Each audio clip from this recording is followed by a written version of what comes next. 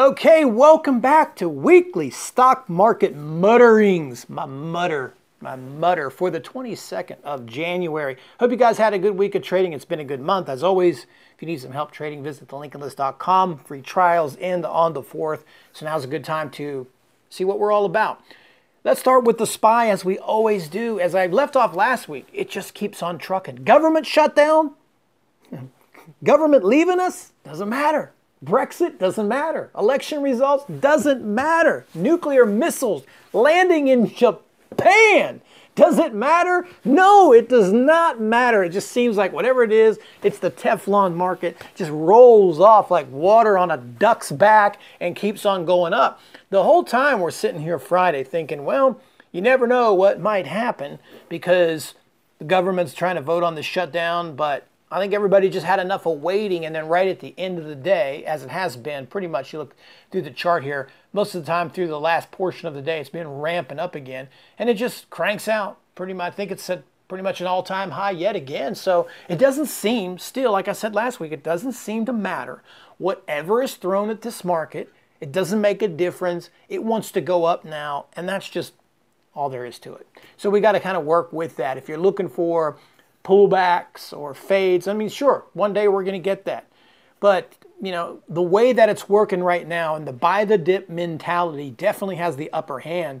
So unless you start breaking some nearer term support, you start getting down into some deeper moving averages on the daily chart, like the 20 moving average, or maybe back to where the year started, then you could look at maybe a thicker, more solid correction. But even 5% at this point probably wouldn't take us back to where we were at the beginning of the year. I haven't done the math. Don't quote me on that. I did that last week. I was saying that if the market dropped 5% from where it was last week, then we'd still be just where we were at the beginning of December. So, you know, again, it is what it is. You got to work with it, whether you like it or not. That's the reality. And whoever's responsible for it, it doesn't mean anything because they're not paying your bills. You are paying your bills, so you got to trade accordingly. Now, this trade that we've been talking about that has been working well for us, I mentioned last week, has been futures. You know, futures trading has done well for me over the last 7 to 8 months. That's what I've used primarily for dip buying. And the reason that I've chose to do that is because stocks are specific. You know, the market could be up 300 points, but Tesla might be down, or Facebook. You know, it might not always be a good day to trade Facebook, but it seems almost with religion that the SPY will bounce at some point, or the Dow. And we've had some really great success just buying off of support or buying on small pullbacks. Again, that'll end someday, but until that ends, I'm a buyer of any pullback in the market or any kind of support bounce, controlling risk. I think that's the way to go. Now, looking at a few individual stocks I think will possibly yield out some good premium is, we'll go with Overstock first. Nice ramped late in the day. And if you were following me on Twitter, I had talked about this thing all day long. You had a couple of really longer time frame breakouts coming around the 75-20 levels. It got up in there a few times. You can see it was a pre-market high. Then it comes back there and just crests through that earlier, which this breakout at this point should have traded back up to this level. Wasn't in the cards, pulls back to the 50 moving average intraday on a 5-minute chart. Regears again, and just kind of each time it makes a new high, but then it always has to deal with that pullback. It was a little bit tricky, but then late in the day, it finally kicked in high gear with a little bit of news and traded back up to this level. So remember, these stocks trade from one level to the next. So when you're kind of making this move, this is what you're targeting in your trade. So finally, it got up there a little bit later in the day. Now, when we look for next week, you're just slightly under the 10 moving average here on the daily chart. And this thing looks like it's poised to go a little bit higher. And I think you can see a nice move up here towards this 85.38 area. That's what I'm kind of targeting for this week. Again, thing to keep in mind with Overstock is it doesn't have a great behavior. It kind of reminds me of older NVIDIA where, you know, it's not so clean and consistent with its moves. It'll get there, but it might take the longest way around town to actually do it. So you got to have a little bit of a looser stop on this or trade with a lower position to help you handle with some of the wild swings, and sometimes the bid-ask prices get a little spready. But I think overall patience, things stay the same. We see 85 or a little bit of march towards earnings. Now, one of the better stocks to be trading, it seems like for day traders especially, is Tesla. This thing is just rangy and it has good behavior. And the thing about Tesla is every time it really breaks high, in most cases, not every time obviously, it really just starts running.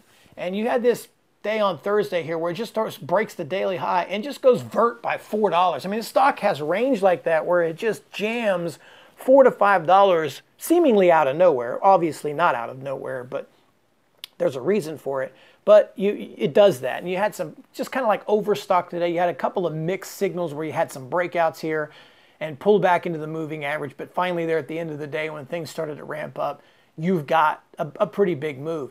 Now, what I really want to look at is you're now above the previous resistances of 346.80 area. Now, you got Thursday's high in there. If you can click through this 352 area right here on Thursday, you're pretty free and clear until you get up to this daily spot right here of 363. So, I mean, both with Overstock and Tesla, you've got some upside moves. Now, will they break out here and go straight into that number? Probably not. And that's the thing with trading. It's not that obvious. But it'll take a roundabout way, pull back, base. But if everything stays the way, the tape stays the same way, the behaviors in the market stay the same way, I can't see why this won't end up, barring any specific news that points directly to this, that it doesn't make a move into the 363s, or at least attempts to work it. So there's a lot of trades, there's a lot of room up there to the upside with Tesla that you have. So put that there on your list for a nice little breakout this week. I want to put MULE on here. This is a good one too. Another range break lining up here on the daily. The confirmation would be 25.40. And with 25.40, you should get a nice move back up to the peak from October 27th, which is 26.74. Now the thing with this MULE is, I don't know if it's necessarily a day trader stock. Probably isn't. You don't, when you're comparing Overstock and Tesla, and then you look at MULE, it's like, you're going to have a lot of size on something like this to really bring down the bank. I think this might be a little bit more of a swing trade because you're dealing with 50 to 60 cents a day, I think, maybe even less than that in range. But you have a nice technical breakout, and with that technical breakout, you should get a little bit more momentum, you should get a little bit more volume, and it should work its way up there. Again, I think this is something that's a little bit more swing trade oriented for those looking for overnighters, for shorter term investments, Momo trades.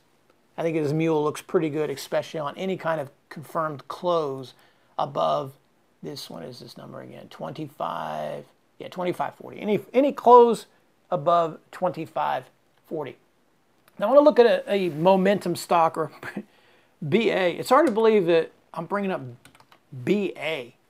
I mean, this thing has been on one hell of a march. I'm sure you guys are all aware of it. Last week, my goodness, this thing really, it was a $160 stock last year. It's in the mid 300s here. And it was just nutty ramping up on Wednesday. Now you've got 2 days of pullback. The only thing I'm looking at this one here is if it fades into the 10 moving average on the daily chart, which right now stands at 328.40s, 328.40s. If you fade down into there and you get into that support, then I would be interested in looking at it to buy. Now when I say interested, I mean it'll have to set up, it'll have to build some sort of base, show some intraday consolidation.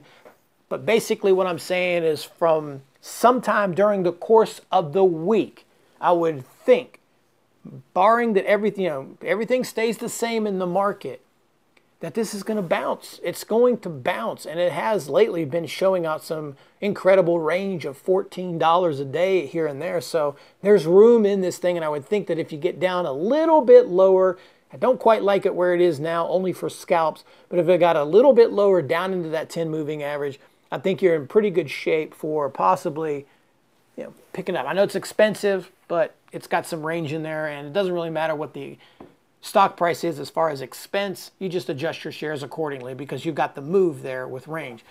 Last, keeping the tradition of expensive stocks, let me just throw some GOOG up there. This is another one. Look at this tight flag here on the daily chart. I mean, it's just lining up, coming into earnings. I would expect that this thing clears over the high right here. I believe that, don't quote me on it, it's 1147 that is. I think it is. Having a hard time seeing there, it's late. Yeah, 1148 high. This is another breakout.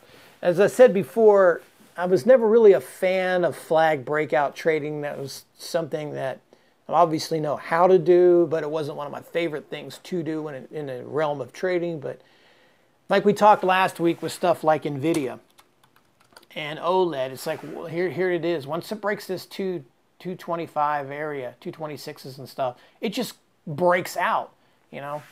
Same way with OLED, it just breaks out. So what the theme is in this market is when stocks rally back to their highs on the daily chart and then they bust through them, they tend to get vertical. I mean, look how many times Tesla's done that. We talked about Tesla even last week and some of the setups that it had, how it was flagging on the daily, and that if it took out this 340 area that you would see a big move, and you've seen that. So I think when you're looking at something like Google, you know, again, I know it's expensive, but even if you don't want to trade these stocks and you're learning chart patterns, these high, tight flags where consolidation has been solidified and they break high, in this market, they continue to go higher and higher and higher. And again, if it's freaky, just manage risk. You know, you can always counteract any move with managing risk. So I'm going to leave it at that, guys. I hope some of these stocks can help you make some money. If you need some daily help with your trading, visit thelincolnlist.com. Until next week, thanks for watching the Mutterings. Take care. See you soon.